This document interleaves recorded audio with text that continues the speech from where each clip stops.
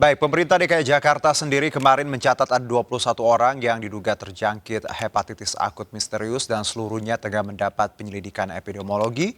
Lalu bagaimana dengan kesiapan DKI menghadapi hal ini agar tidak terus bertambah? Sudah terhubung melalui sambungan Zoom bersama kami Bapak Wakil Gubernur DKI Jakarta, Pak Ahmad Riza Patria. Assalamualaikum, selamat sore Pak Riza.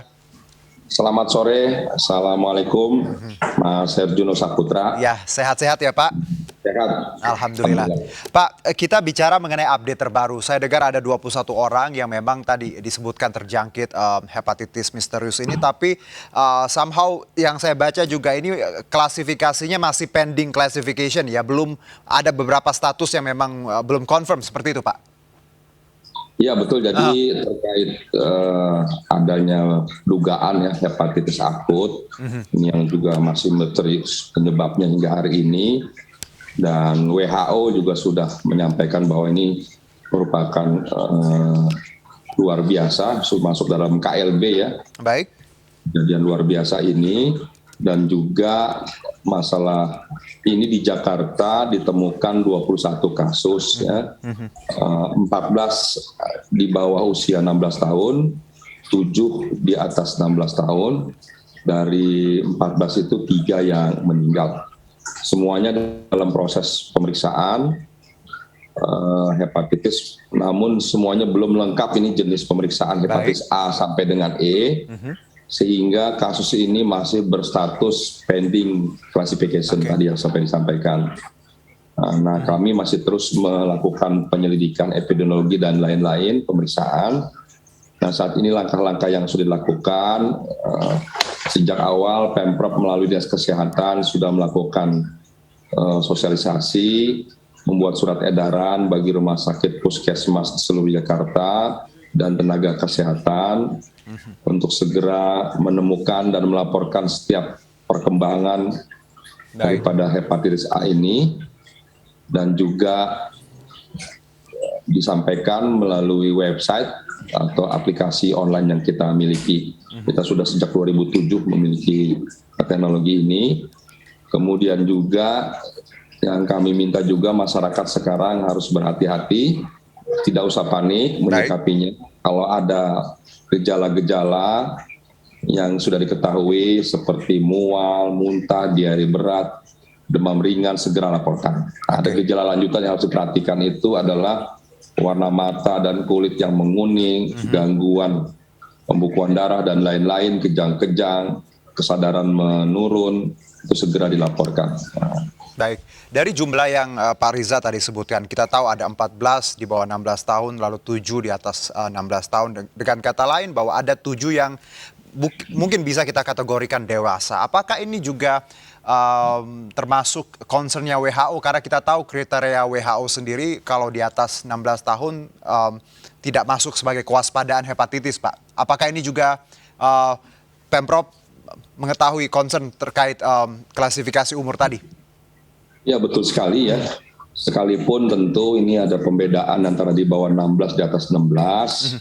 Namun yang namanya ini penyakit kita harus sikapi sebaik mungkin, kita layani, kita urus secara baik ya.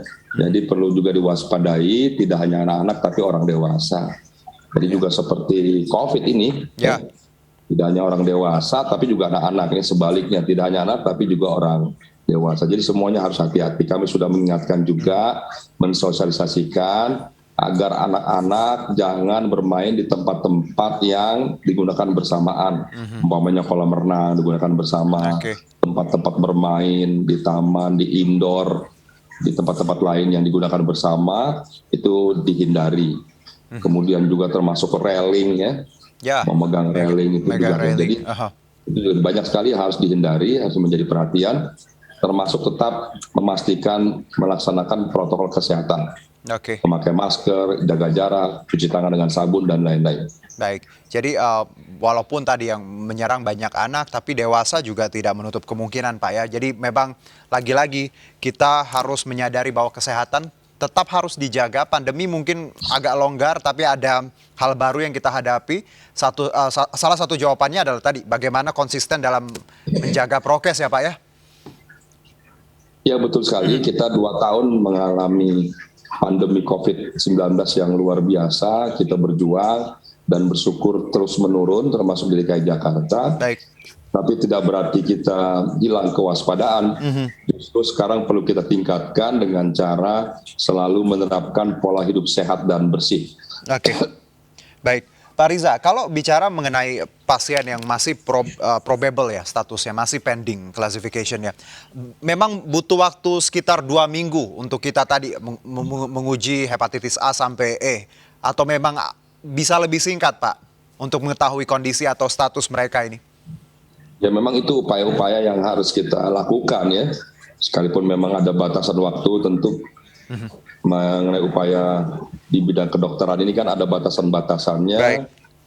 Ada aturan-aturan yang harus kita lalui dan memang memakan waktu. Namun demikian, kami di Pemprov akan mengupayakan tidak hanya sebaik mungkin kita upayakan, namun juga secepat mungkin kita upayakan. Pastinya nanti sebaik mungkin dan secepat mungkin yang terus akan kita upayakan dan akan kami sampaikan kepada publik. Oke, Pak, kita bicara usia-usia yang tadi disebutkan, 16, di atas 16, ini usia sekolah Pak. Kita tahu bahwa PTM dibuka seperti itu dan ini ada resiko khususnya untuk adik-adik kita yang SD, SMP, even SMA pun juga masih beberapa ada yang 16 tahun. Apakah ini juga jadi pertimbangan nantinya Pemprov melihat kebijakan pembelajaran tatap muka langsung ini? Ya kami melalui Dinas Kesehatan tentu terus melakukan evaluasi, koordinasi dengan pihak-pihak terkait, melakukan monitoring, pengawasan. Sampai hari ini memang PTM masih diberlakukan 100%. Dan informasi mengenai hepatitis akut ini tentu ini menjadi perhatian kita bersama. Kita akan mempertimbangkan apakah nanti akan menurunkan PTM 100% menjadi 50% atau dan lain-lain. Ini terus kita akan upayakan yang terbaik ya dalam rangka penanganan masalah pendidikan ini. Kita tahu anak-anak kita, terlebih anak kita sekolah di SD, ini kan senangnya masih bermain, berkumpul, bermain teman di tempat-tempat tertentu, ini juga menjadi perhatian. Namun sampai hari ini kita masih memberlakukan PTM 100%. Nanti kita akan sampaikan informasinya lebih lanjut apakah nanti akan diturunkan. Kita lihat ya nanti perkembangannya Pak ya, masih sangat dinamis. Jadi kemungkinan untuk belajar online masih ada seperti itu ya Pak ya? Ya sementara ini masih offline. Nanti kita akan lihat. Oke, Pak Riza, kita jeda dulu, nanti akan kita sambung pembicaraan kita di segmen berikutnya. Dan pemirsa, tetap bersama kami di MNC News Now.